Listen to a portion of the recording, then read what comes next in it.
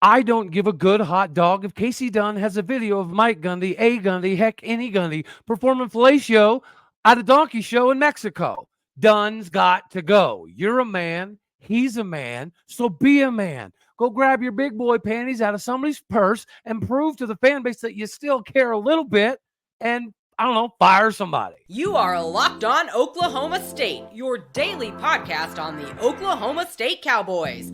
Part of the Locked On Podcast Network, your team every day.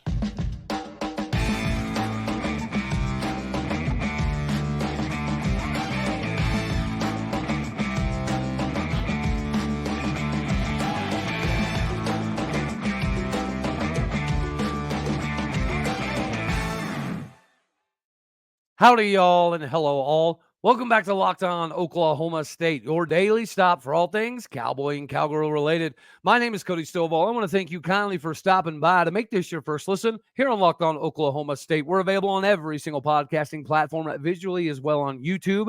You can find me personally on Twitter at AllDayOState. And today, we're brought to you by FanDuel, America's #1 sportsbook betting partner. Speaking of FanDuel, that's a good segue for me to tell you, you've been bamboozled, you've been hoodwinked, you've been deceived, whatever you want to call it. And honestly, primarily by me. I took all of the orange Kool-Aid that was coming out of Stillwater and I force-fed it to everybody that I could. Now, I will say the clips were real, highlights are real, on-field analysis is real, meeting room, locker room, players, all of that. That was real. The excitement was real. The tenacity was real. Now, obviously, when you're not doing full-on tackling, it can be a little bit caught in the wash, right? But for those of you out there that were saying, Cody, chill out on hammering the over, simply because we might look good on air, we might look good against each other, but it doesn't mean we're going to look good against our competition. You guys were right. I was wrong. It is what it is. But realistically speaking, Gundy, stop telling us things are fine. Stop telling us that all of the quarterbacks looked good. Stop telling us that we are tackling better. And most importantly, stop telling us after K-State last year, KU last year, Bedlam last year, bowl game last year, South Alabama this year, that we got outcoached, outplayed. We're tired of hearing that, man. How are you going to keep telling us that we keep getting outcoached for 5 of the last 7 games, but we keep the same coaches and we do the same things? Guys, imagine being a quarterback that loves being in Michigan, even though you know you're not going to play, primarily because of the freedom that Jim Harbaugh allows his quarterbacks and wide receivers to have inside the offense.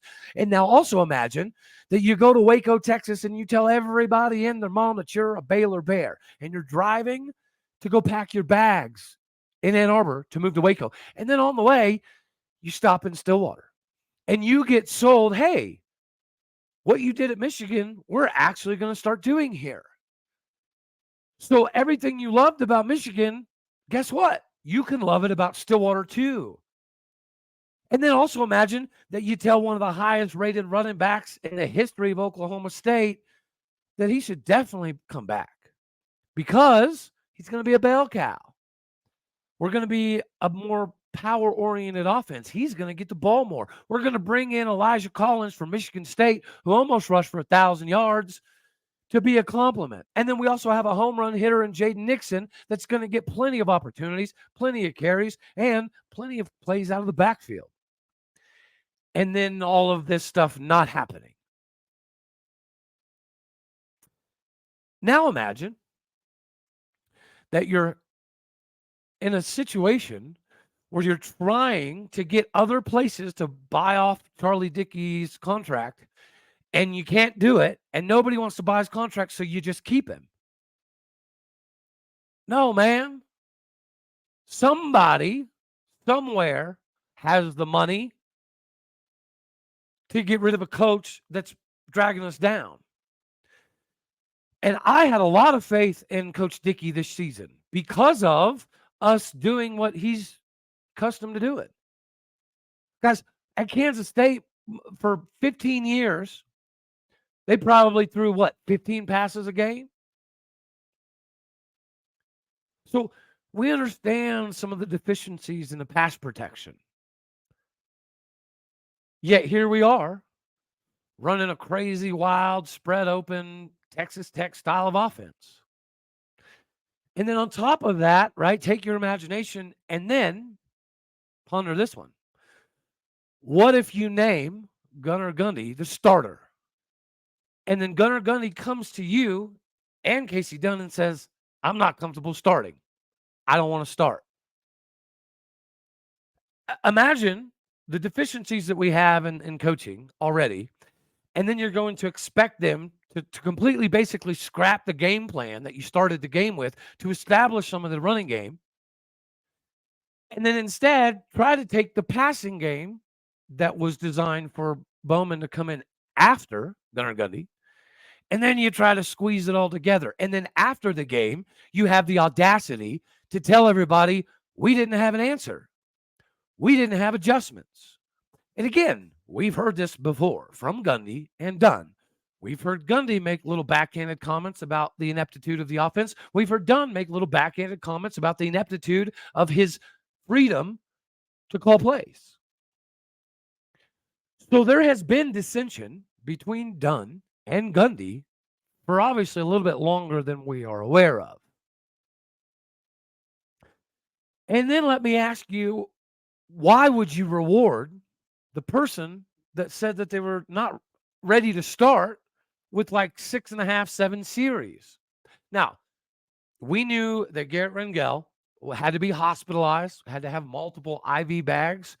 He was sick Tuesday, Wednesday. Those are the meat and taters day of hands-on practice. So we all knew that Garrett Rangel was going to be the third guy. He was going to be the last guy, and he was going to be on a limited kind of snap count. But why would you put your son in down 42-0 in Manhattan for him to be on national television shaking? And then for all of the fan base and all the other fan bases to say, that Gunnar Gundy kid, not a D1 player, shouldn't be out there. And then you do it again to Garrett Rangel Saturday. Why would you put him in there? What is the point? What good would it even serve to put him in? Now, I understand he's a trooper. He's a warrior. He wants to play. But there was not going to be any benefit to that. And there was never going to be any benefit to him putting Gunnar Gundy in the game against Kansas State Manhattan. But we've heard the same song and dance, guys. After K-State, I would imagine most of us said, this is probably a one-off. Right? We haven't got beat like that in 17 years, 18 years. And then it happened the very next weekend against KU. First loss, worst loss in Lawrence since 1994. So that's 2 weeks in a row where we're like, you know what? This ain't going to keep happening. But it did. And then we found out why. And it was primarily locker room oriented. And then we heard this beautiful song and dance this summer about it's a different Gundy, it's a different approach. We're handling injuries different. We're being more personable. We're not addressing guys by numbers anymore. But you got to think, guys, there's 135 players. For Gundy or anybody to think that 135 players are going to constantly stay silent is ridiculous.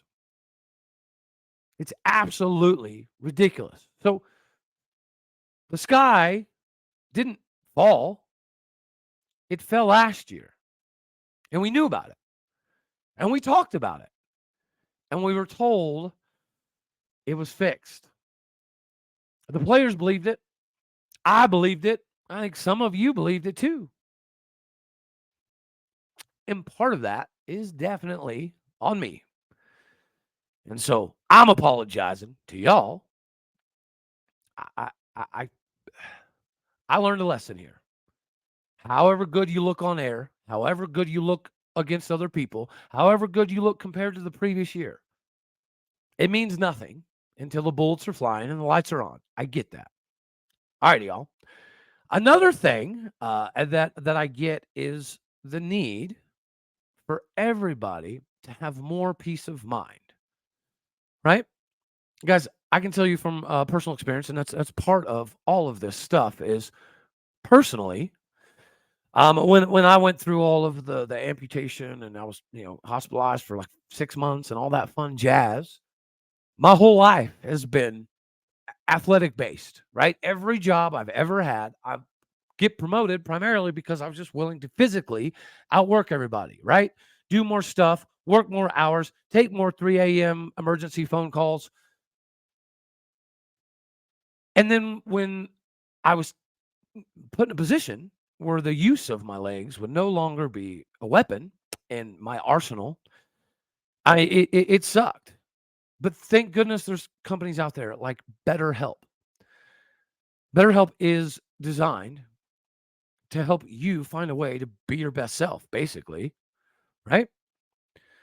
Like if you've ever found yourself in a bad spot trying to fall asleep, your brain just won't stop talking to you, and your thoughts are racing, and it's just hard to kind of conceptualize all of it.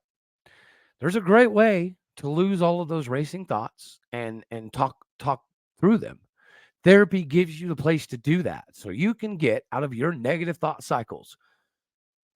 If you're thinking about starting therapy, give BetterHelp a try.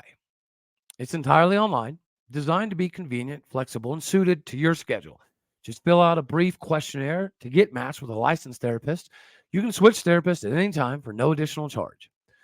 Get a break from your thoughts with BetterHelp. Visit betterhelp.com/lockedoncollege today, and you'll get 10% off your first month. Again, that is BetterHelp, HELP.com/lockedoncollege. Locked On College being all one word. Again, betterhelp.com/lockedoncollege. Start your journey today. All righty, guys. We get to jump into number 2, and this is probably the most perplexing of all of it. Somebody tell me how many Power 5 programs have had the same coordinator stay for 14, 13, 15 years. It's not many. You do see it somewhat often in the JUCO ranks or the NIA ranks or the Division II, Division III ranks, but you don't see it all that often in Power 5 football. Because traditionally speaking, if you're really good at your job, you're going to have other opportunities. You're going to have people beating down your door. So why is Kasey Dunn even still here? And now picture this one. At what Power 5, JUCO, D1, D2, D3 place would an offensive coordinator ever be able to tell a head coach, no, I'm not doing that? Also, probably not many. You could argue maybe 0%.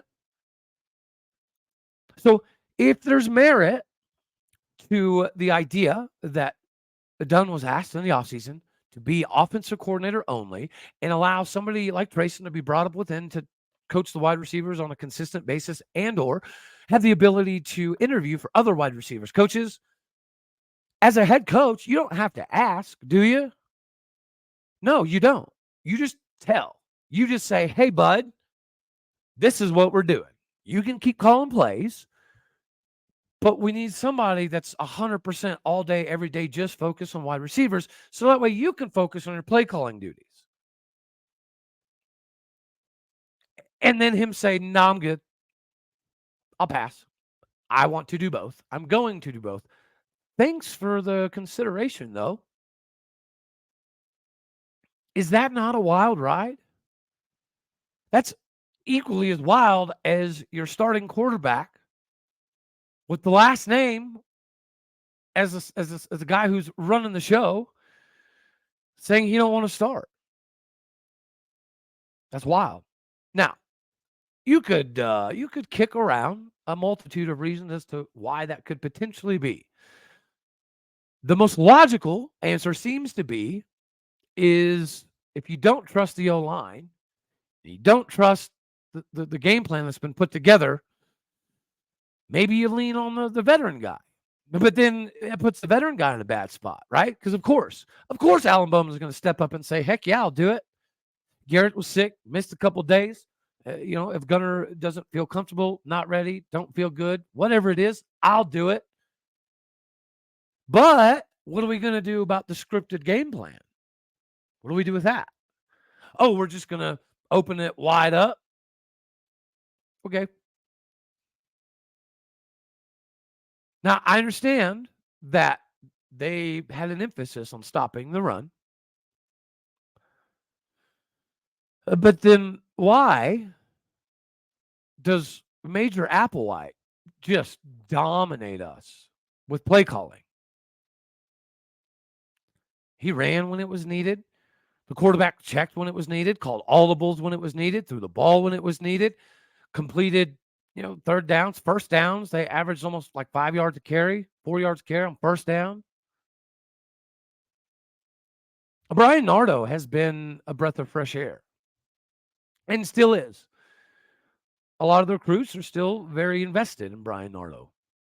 The current defensive players are still very invested in Brian Nardo. So you're going to still see some improvements defensively, which is going to be a fun watch. But offensively, it's not going to be super fun. And evidently, Gundy doesn't have the ability or the willingness to fire somebody. I mean, you're making Charlie Dickey look really bad. Really bad. You're making Tim Rattay, who all the quarterbacks seem to absolutely love, look very inept at his ability to develop quarterbacks. You make the decisions, buddy. Or at least that's what we think. Does somebody have something on you? Because it literally doesn't make sense. A large portion of the fan base is now realizing that this dude looks like he's checked out. This dude looks like, dare I say, he's trying to get fired. There's no adjustments. There's no realistic innovation. There's no virtue signaling right now that overrides the love for Oklahoma State to get bigger, to get better, to be a bigger brand, a more national brand, a brand that national media has access to. That's the brand that we all want. And that's the brand that you set out to deliver. You raised the bar. You invented the ceiling. Yet you are single-handedly preventing anybody from busting through the ceiling. So if the idea here is to have 70 players rotate, including 3 quarterbacks, 3 running backs, 7 wide receivers, 6 linebackers, 8 D linemen, if it all worked out, and then we have a bye week before Kansas State has nothing to prepare for. And you look like a genius, an absolute genius. But as we said last week, we're clearly playing with fire here, because if we dropped a dud of a non-con game or lost to Iowa State, then you'd look really ridiculous. Well, the latter happened. We're not still undefeated. We're not still going to the Iowa State pillow fight of the weekend with the idea of preparation for K-State. We can't prepare for K-State anymore. Guys, I don't even know if we can offensively prepare for ourselves. I don't know at this point in time if Kasey Dunn can be in the headset with Brian Nardo and Brian Nardo tell him, this is what coverage I'm in, this is the guy I'm blitzing, and Dunn figure out a way to get around it. If the middle linebacker yelled to the quarterback, hey, we're bailing to cover 2 and blitzing this dude over here, would our quarterbacks be able to check out of it? Would our wide receivers be able to adjust their routes predicated upon where the safeties are, where the linebackers go, where the depth is? It don't look like it. Guys, Alan Bowman spent part of the summer, I believe it was in California, working with some of the wide receivers on routes and concepts and understanding each other on what they would do if the DBs did X, Y, and Z. And then we take them and we shove it all into this little bitty baby Boone Pickens box. Boone Pickens Stadium box, I should say. Guys, because Boone Pickens ascended to another level of heaven on Saturday because he was rolling in his grave so much they had to kick him up a notch, most likely. Boone would not stand for this. We know Holder wouldn't. That's why Holder's not here anymore. Holder and Gundy had very, very many contentious conversations in regard to recruiting and budget and how it should be done. And Gundy always wanted to prove a point to Holder. Like, see, you allocated this amount, but I didn't need that amount. I almost could have recruited with half of that amount. This is not just for me. This is coming from Holder's mouth. So Gundy has the keys to the kingdom. He has Chad Weiberg, who I think we can all agree is probably a really good AD. We all believe in President Shrum. But there's something not kosher here. There is no justification, zero, for every coach on the staff to still have a job. Even if you got to fire somebody just for the sake of showing the fan base that you do care, you are trying to make changes and adjustments. People sometimes go after places or coaches for firing too early in a season. But sometimes it just has to be done, if nothing more than to just send a message. And if you feel bad for the guy, you could probably give him a nice little Christmas bonus. But we're not doing that. So what are we doing? Well, as we've just heard recently, we're going to continue this rotation of madness. And now, the Iowa State game that would and should and could have been almost a guaranteed W has now become the best pillow fight of the entire weekend, at least in the Big 12. This competition is ridiculous because they're not all getting the same opportunities, play calling wise. So, like, we're trying to showcase certain things. But if it doesn't work, we don't have a backup plan. If it doesn't work, we're like, you know what? It hasn't been working. We're just going to keep going at it. It'll work eventually, right? We have the worst, most predictable coaching in the conference. Unfortunately, it doesn't appear to be getting a lot better. We will continue this rotation against Iowa State. It will probably continue to be a problem. I'm irritated, right? Frustrated. Because, and guys, some of the common consensus from high school coaches, some of which used to coach these dudes on the roster, a large portion in the state of Texas that we recruit typically pretty heavily, is that nobody feels bad for Gundy. Nobody feels bad for Dunn. Nobody really even feels that bad per se for Oklahoma State.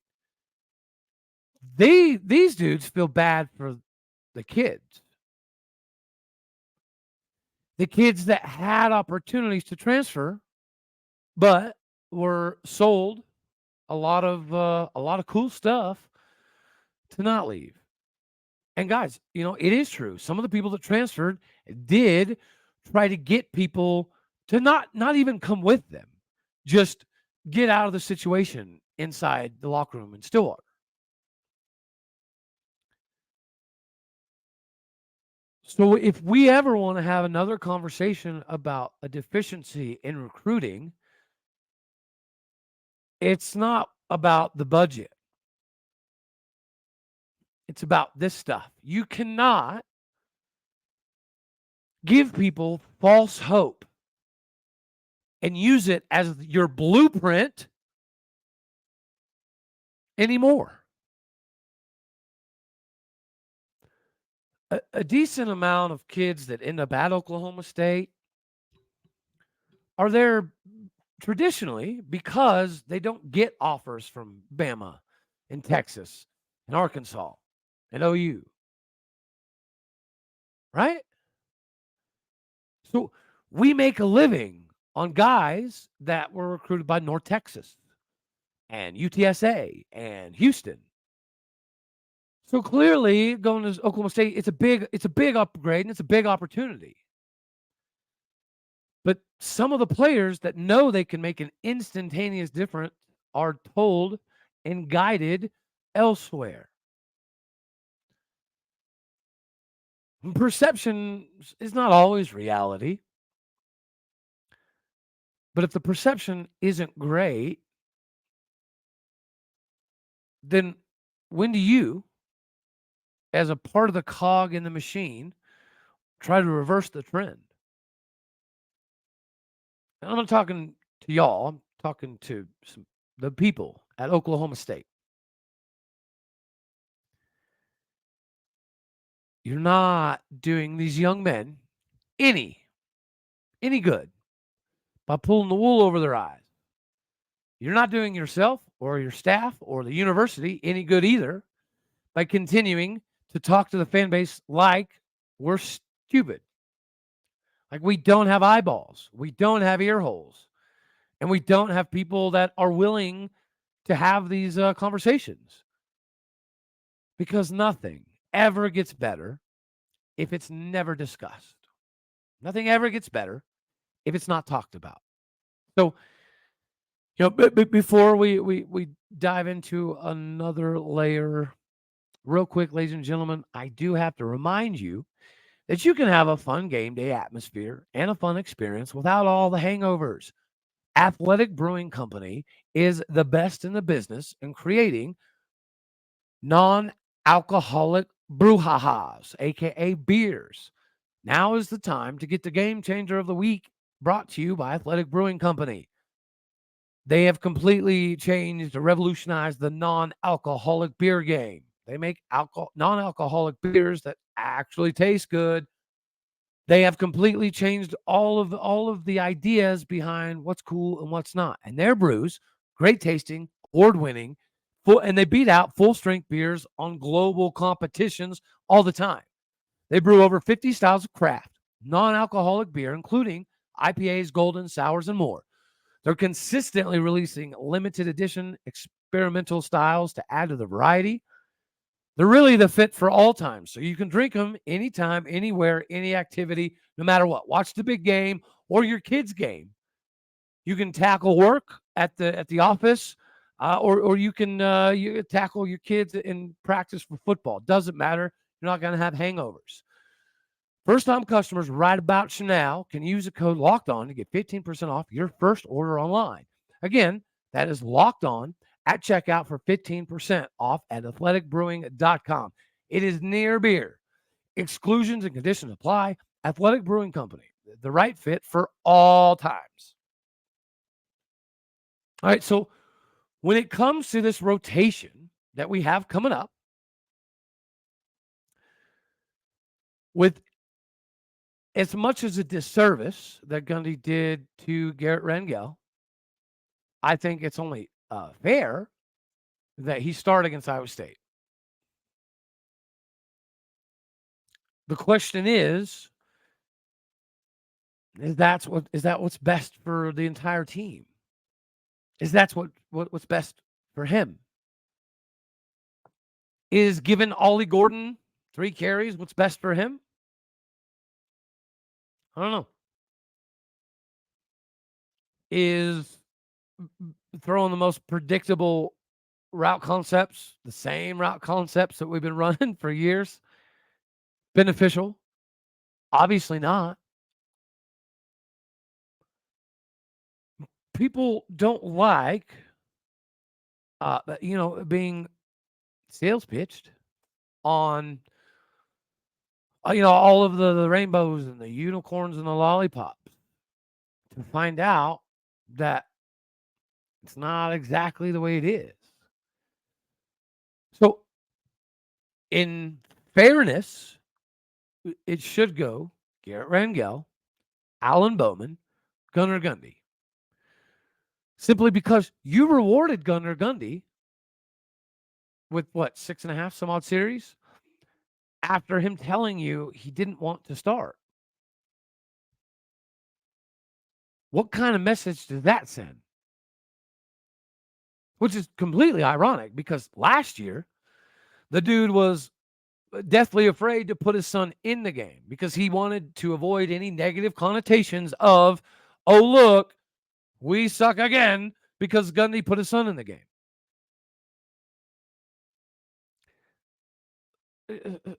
Something's off, y'all. There is no rational reasoning as to why Kasey Dunn has a job, Charlie Dickey has a job, Tim Rattay has a job, Jason McIndoe has a job, but they all do. And as we said before the spring even started, that by putting his back against the wall and saying, no, I'm not firing anybody, I'm not getting rid of anybody, I'm going to prove everybody wrong and show the world that we can adjust everything in-house and produce a brand new product that people haven't seen for years. And once again, just like the rotating 73,000 people and multiple position groups, week after week after week, if it would have worked, you look like a genius. Smartest man in football. Which is what we all know. That's the only award you haven't got that you wished you had. Well, maybe you're not the smartest guy in football, bud. But maybe you can be the smartest guy in Stillwater that's willing to do something. Something. That's all we're asking for. Maybe stop the rotation. Maybe name a starter. Maybe be more creative and innovative offensively. Maybe stop pulling the wool over everybody's eyes and continuously trying to tell everybody things are fine. The house is on fire, but there's nothing to see here. You don't have to disclose, everything in the world. You probably don't even need to disclose 80% of anything. But you give the media 2%. You give some other media, maybe 15%. But you're giving the players and the fans like 2.3%. This isn't normal. This doesn't happen everywhere across the country. Not every college in America operates this way. If anybody tells you that, that's a false, inaccurate line. Here's the deal, guys. We're going to continue our ascension because there are far more people that are invested in our success than the people who aren't happy. It is what it is, right? This whole industry, it's a fickle mistress. But it's fine. Because if it wasn't legitimate, it would be shut down. It would be canceled. It would be finito. But you can't shut down everybody everywhere for everything. And typically, the truth always comes out. It might be years down the road. It might be a podcast. It might be a memoir. It might be a book. It might be an interview. But this stuff never gets sequestered forever. Squashed. Whatever. Anywho, ladies and gentlemen, I didn't have a chance to get to the picks. We'll talk about that obviously a little bit more tomorrow. I can tell you this, probably not very good. If I were to guess, I'm probably like 20-10. Pretty bad. I deserve to lose the 50, 60 bucks that I was able to win the week before. Because I drank the orange Kool-Aid. I got it hooked, line, sinker. And I regurgitated it. And I was wrong. So, anywho, this one ran a little bit long. We got a lot of cool stuff coming up this week. We have a lot of appearances. We have a lot of guest appearances. Wednesday, we're doing the regulator day, where I picked a couple of people who are always in the comments, always in the shows, the regulars, aka regulators. They are going to be a part of the show Wednesday, and I think it's something we're going to start doing monthly. So shout out to the regulars, shout out to the regulators out there. And if you would like to have an opportunity to potentially jump on the show, just be invested in the show. Like it, love it, hate it, dislike it, share it, comment, whatever floats your boat. Just involvement, because the cream rises to the top. So we're like that little mouse that's just chugging away. All right, y'all. That's all we're going to have for this one right here. As always, you know I love you. God bless. Go Pokes. And until next time, thank you for tuning in to make this your first listen. You could be anywhere. You choose to be here. And now you know why. I appreciate you. I love you. Later, taters.